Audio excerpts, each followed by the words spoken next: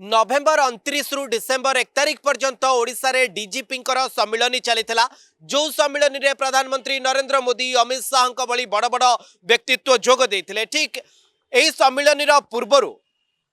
खलिस्तानी आतंकवादी गुरवंत सिंह पन्नूर धमकपूर्ण इमेल आसीथिला ओडिशार दुई जण वरिष्ठ सांबादिकंकु। एही इमेल को नहीं क्राइम ब्रांच तदंत करुथिला एवं क्राइम ब्रांच सूत्ररु जणा पड़िछि एही दुईटी इमेल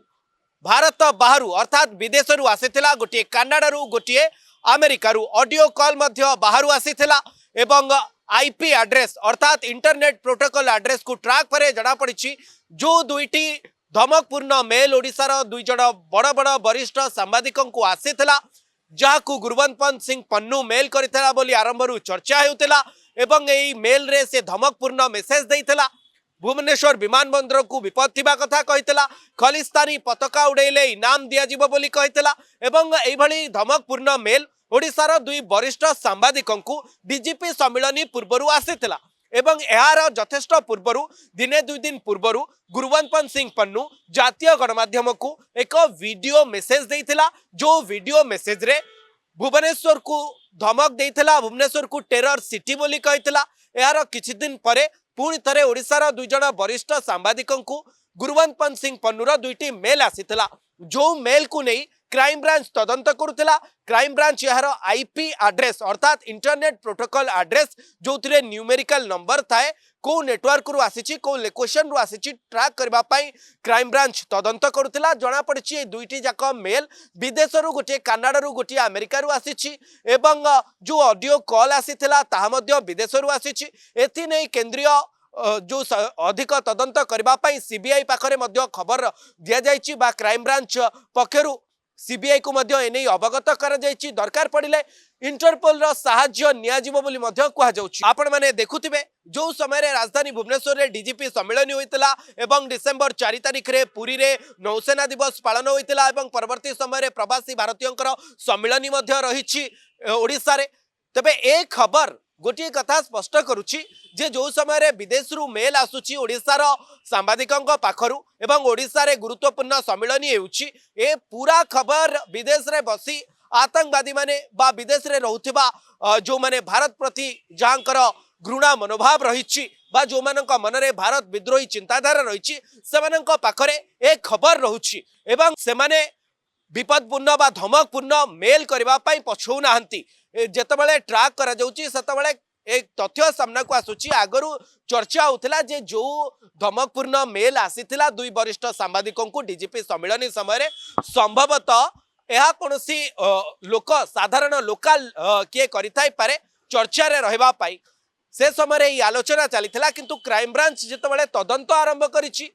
इंटरनेट प्रोटोकॉल एड्रेस को ट्रैक करिछि सेतबेले जणा पड़िछि या बाहरु आसीछि अर्थात स्पष्ट सूचना जे ओडिशा उपरे मध्य आतंकवादींकर नजर रहिछि। ओडिशा रे कोन कार्यक्रम चलिछि याकू मध्य सेमाने नजर रे रखिछंती एवं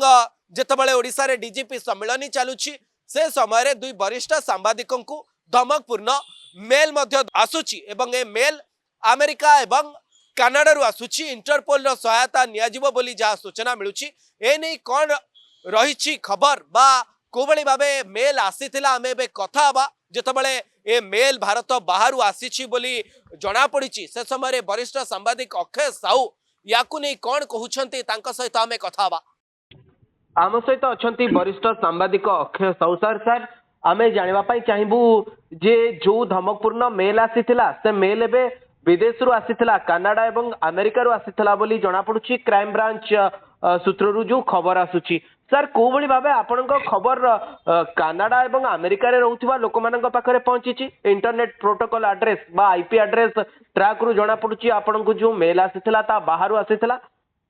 देखो से दिन जो मेल आसीथिला से दिन संदेह करिथिलु जे एटा पन्नूर हेइते बोली बहुत लोक बहुत कथा कहिथिले किंतु देशर जन नागरिक हिसाब से मोर कर्तव्य थिला जे जनसाधारण को ए विषय रे जनैबा एवं आमर जो रही पुलिस अधिकारी तांकु जनैबा एवं जहाँ से दिन आम आशंका करथिले जहाँ से दिन आमर भय थिला ताहा आज सत्य प्रमाणित होईछि जे आको से दिन बहुत लोग बहुत कथा माने कहिथिले लांछना भी देथिले जे बोध है एटा मिछ तथ्यटा प्रकट करा जाउछि किंतु आमे से दिन ही माने सियोर हो जाइथिलो ଏଇଟା ପନ୍ନୁର ମେଲ ହିଁ ଆଉ ତାକୁ ଯୋଉ ଭଳି ଭାବରେ ଭିଡିଓ ଆସିଥିଲା ଗୋଟିଏ ପରେ ଗୋଟିଏ ଆସିଥିଲା ଦୁଇଟି ଭିଡିଓ ଆସିଥିଲା ତ ଯାହା ଆଶଙ୍କା କରାଯାଉଥିଲା ସେଇ ଲାଇନ ରେ ହିଁ ବର୍ତ୍ତମାନ ସତ୍ୟ ସାମ୍ନାକୁ ଆସୁଛି ତ ବର୍ତ୍ତମାନ ଏଇଟା ହଉଛି ଦାୟିତ୍ୱ ରହୁଛି ଯେ ଆମର ଇନଭେଷ୍ଟିଗେଟିଂ ଏଜେନ୍ସି ଅଛନ୍ତି they will deep digger into this and they will reach at the bottom of the truth ଶ୍ରୀଯୁକ୍ତ ଅକ୍ଷୟ ସାହୁ ଆପଣଙ୍କ ନମ୍ବର ଆତଙ୍କବାଦୀ ମାନଙ୍କ ପାଖରେ ଆପଣଙ୍କ ଇମେଲ ଆଡ୍ରେସ ଆତଙ୍କବାଦୀଙ୍କ ପାଖରେ ଆପଣଙ୍କୁ ଏବେ ତ ଡର ଲାଗୁଥିବ ଯେହେତୁ ଆପଣଙ୍କର ଗତିବିଧି ଉପରେ ଆତଙ୍କୀ ସଂଗଠନର ନଜର ରହୁଛି କହିପାରିବା ପନ୍ନୁର ମେସେଜ ଯେତେବେଳେ ଆସୁଛି ବାହାରୁ ଆସୁଛି ଦେଖନ୍ତୁ ଜଣେ ଭାରତ ଦେଶର ନାଗରିକ ହିସାବରେ ମାନେ ଜଣେ ଜନ୍ମ ନେଇଛି ଜଣେ ମରିବ ତ ସେଥିରେ କୋଉ ଆତଙ୍କବାଦୀ ଧମକ ଦେଲେ ସେଠି ଡରିବାର ନାହିଁ କି କେହି ଡରେଇଲେ ବି ଡରିବାର ନାହିଁ ତ ରାଷ୍ଟ୍ରପତି ମାନେ ରାଷ୍ଟ୍ର ପ୍ରତି ଜଣଙ୍କର ଯାହା କର୍ତ୍ତବ୍ୟ ରହିଛି ନାଗରିକର ତାହା କରିବା ହିଁ ଦରକାର ସେ କଥା ମୁଁ ହିଁ କରିଛି ଆଉ ଯଦି ସେ କଥା ମୁଁ ଆଜି ନ କରିଥାନ୍ତି ଯଦି ମୁଁ ପୋଲିସ ମାନେ ଯୋଉମାନେ ରହିଛନ୍ତି ଇନଭେଷ୍ଟିଗେଟିଂ ଏଜେନ୍ସିକୁ ନଜରକୁ ନ ଆଣିଥାନ୍ତି ତାହେଲେ ଏତେ ବଡ ଗୋଟେ ଆତଙ୍କର କାର୍ଯ୍ୟକଳାପ ଲୁଚି ଯାଇଥାନ୍ତା ସାମ୍ନାକୁ ଆସିନଥାନ୍ତା ତେଣୁକରି ଧନ୍ୟବାଦ ଦେବା ଆମର ପୋଲିସ ପ୍ରଶାସନକୁ ଧନ୍ୟବାଦ ଦେବା ଆମର ଇନଭେଷ୍ଟିଗେଟିଂ ଏଜେନ୍ସି ମାନଙ୍କୁ ସେମାନେ ବର୍ତ୍ତମାନ ସତ୍ୟ କଣ ଜାଣିପାରିଛନ୍ତି ଏବଂ ଆଉ ଆଗାମୀ ଦିନରେ ଆହୁରି କିଛି ସତ୍ୟ ସାମ୍ନାକୁ ଆସିବ ଏବଂ ଏଭଳି ଯୋଉମାନେ ଆତଙ୍କୀ ମାନେ ରହିଛନ୍ତି ଏଭଳି ଯୋଉ ଆତଙ୍କୀ ମାନେ ଦେଶ ବିରୋଧୀ କାର୍ଯ୍ୟ କରୁଛନ୍ତି ଅନ୍ତତଃ ସେମାନଙ୍କୁ ଗୋଡେଇ ଧରିବା ପାଇଁ ଭାରତ ସରକାରଙ୍କୁ ଓଡିଶା ସରକାରଙ୍କୁ ଓଡିଶାର ଯୋଉ ରହିଛନ୍ତି ଆପଣଙ୍କ ପୋଲିସ ପ୍ରଶାସନ ବା ଭାରତର ଯୋଉ ଗୁଇନ୍ଦା ସଂସ୍ଥା ରହିଛନ୍ତି ସେମାନଙ୍କୁ ଅଧିକ ସୁଯୋଗ ହବ ମୁଁ ଆପଣଙ୍କୁ ଲାଗୁଛି କି ଯେ ସରକାରରେ ପରିବର୍ତ୍ତନ ପରେ ଯେତେବେଳେ ଓଡିଶାରେ ସରକାର ପରିବର୍ତ୍ତନ ହଉଛି ଏବଂ ପରବର୍ତ୍ତୀ ସମୟରେ ଅନେକ ବଡ ବଡ କାର୍ଯ୍ୟକ୍ରମ ସରକାରଙ୍କ ତରଫରୁ କେନ୍ଦ୍ର ସରକାରଙ୍କ ତରଫରୁ ଓଡିଶାରେ ଆୟୋଜନ କରାଯାଉଛି ଠିକ ସେଇ ସମୟରେ ଏବେ ଆତଙ୍କୀ ମାନଙ୍କର ନଜର ମଧ୍ୟ ଓଡିଶା ଉପରେ ରହୁଛି ଦେଖନ୍ତୁ ଅତୀତରେ ଆତଙ୍କୀ ମାନେ ଯଦି ଓଡିଶାର ସେମିତି କିଛି ଘଟଣା ଘଟେଇ ନାହାନ୍ତି ଓଡିଶାର ବଡ ବଡ ଆତଙ୍କୀଙ୍କର ଗୁରୁ ଧରା ପଡିଛନ୍ତି ଆପଣଙ୍କର ଅବଦୁଲ ରହମାନ ଯେ ଆପଣଙ୍କର ଜଗତପୁର ଅଞ୍ଚଳରୁ ଧରା ପଡିଥିଲା ସେ ପାକିସ୍ତାନରେ ତ ଭୟାନକ ଆତଙ୍କବାଦୀ ମାନଙ୍କୁ ତିଆରି କରୁଥିଲା କିଛି ଦିନ ପୂର୍ବରୁ ଆପଣ ଦେଖିବେ ଚାରବାଟିଆ ଅଞ୍ଚଳରୁ ଜଣେ ଧରା ପଡିଥିଲା ଯିଏକି ଆତଙ୍କୀ ମାନଙ୍କ ସହିତ ସମ୍ପର୍କ ତା ପୂର୍ବରୁ ତ ଆପଣଙ୍କର ITR ଇଣ୍ଟରିମ୍ ଟ୍ରେସ୍ ରେଞ୍ଜ ଯୋଉଟା ରହିଛି ଚାନ୍ଦିପୁର ସେଠୁ ତ ଆତଙ୍କୀଙ୍କ ସହିତ ସମ୍ପର୍କ ଥିବା 2 ଜଣ ଓଡିଆ ଧରା ହେଇଥିଲେ ପଇସା ପାଇଁ ସେମାନେ କେତେ ତଳ ସ୍ତରକୁ ଖସି ଯାଉଥିଲେ ତେଣୁକରି ଆମେ ଗୋଟେ କଥା କହିବା ଯେ ଯେତେବେଳେ କୌଣସି ଦେଶ ବିରୋଧୀ ଶକ୍ତି ଆମ ଦେଶକୁ ଦୁର୍ବଳ କରିବାକୁ ଚାହିଁବ କିଛି କାମ କରିବ ଏବଂ ସେ ସମ୍ପର୍କରେ ଆମକୁ ଯଦି କିଛି ଆଭାସ ଆସିବ ନାଗରିକ ହିସାବରେ ଜଣେ ସଚେତନ ନାଗରିକ ହିସାବରେ ଆମର ପ୍ରଥମ ଦାୟିତ୍ୱ ହଉଛି ଏ ସମ୍ପର୍କରେ ସରକାରଙ୍କର ଦୃଷ୍ଟିକୁ ଆଣିବା ଏବଂ ଆମେ ଯଦି ଏଇଟା ନ କରୁଛେ ପ୍ରତ୍ୟେକ ନାଗରିକକୁ ଗୋଟେ କଥା ବୁଝିବାକୁ ପଡିବ ଯେ ଦେଶ ବିରୋଧୀ କାର୍ଯ୍ୟକ୍ରମ ସମ୍ପର୍କରେ ଆପଣ ଯଦି କିଛି ଜାଣୁଛନ୍ତି ଏବଂ ଆପଣ କାହାକୁ ନ ଜଣାଉଛନ୍ତି ତାହେଲେ ଆପଣ ବି ସେ ରାଷ୍ଟ୍ରଦ୍ରୋହରେ ସାମିଲ ହେବେ ଏବଂ ରାଷ୍ଟ୍ରଦ୍ରୋହ ପାଇଁ ଯୋଉ ଦଣ୍ଡ ବ୍ୟବସ୍ଥା ଅଛି ସେଇ ଦଣ୍ଡ ବ୍ୟବସ୍ଥା ଏପରିକି ମୃତ୍ୟୁଦଣ୍ଡ ପର୍ଯ୍ୟନ୍ତ ବ୍ୟବସ୍ଥା ଅଛି ସେ ଦଣ୍ଡ ବି ଆପଣଙ୍କୁ ଭୋଗିବାକୁ ପଡିବ ତେଣୁ ପ୍ରତ୍ୟେକ ଭାରତର ନାଗରିକ ତାଙ୍କର ରାଷ୍ଟ୍ରପତି ଯାହା କର୍ତ୍ତବ୍ୟ ଅଛି ସେ ସମ୍ପର୍କରେ ଅବଗତ ହେବା ଦରକାର ଏବଂ ତୁରନ୍ତ ଯାହା ଯେତେବେଳେ ସେମାନେ